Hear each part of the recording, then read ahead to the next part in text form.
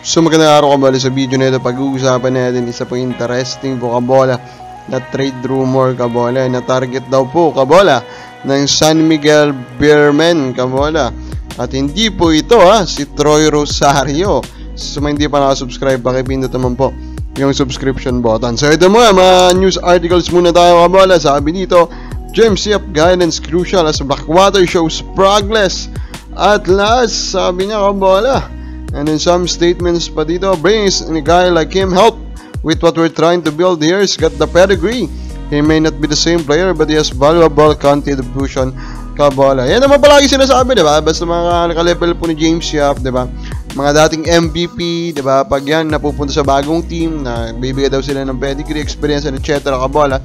And in a way that is the reality din naman kabola. Pero in reality, for me, the biggest thing that James Yap brought to Blackwater kabola is attention. And with that attention kabola, yung mismo management and even the players actually are now motivated to do better kabola. So yun para sa akin yung pinakamagandang nadala ni James Yap. And I hope that will continue kabola so that they can continue to focus and try to win games. Adrian Wong kabola, hindi pala ito na-release, no?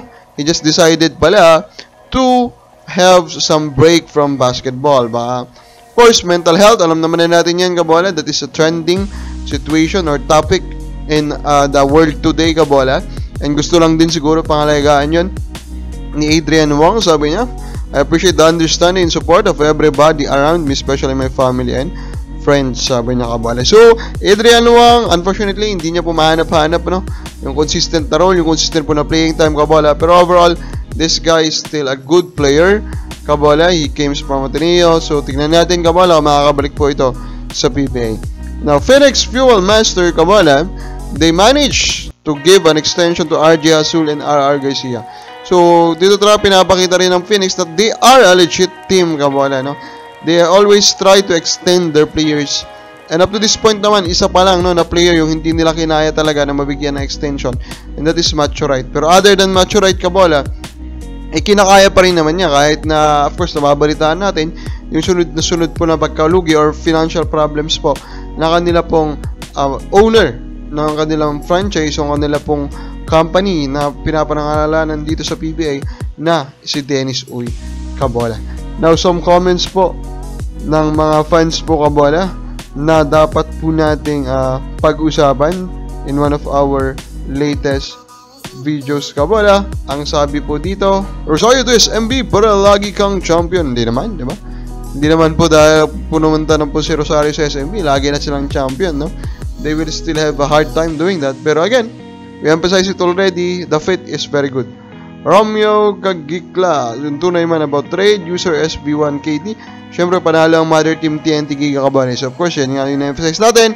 Dun sa naging trade po kabola, panalo nga po, wala na pong iba ang TNT kabola in getting Brandon Roser.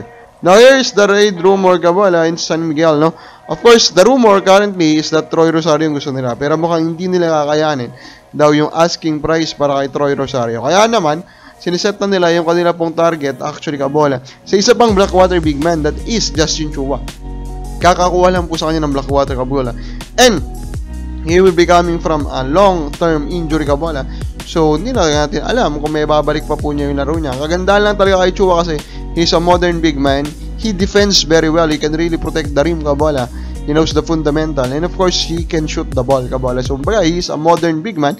And again, that makes him a good fit beside ito si Junmar Fajardo kabola. So, kaya baka sa palagay mo, dapat ba itong target sa San Miguel? Comment lang po sa baba.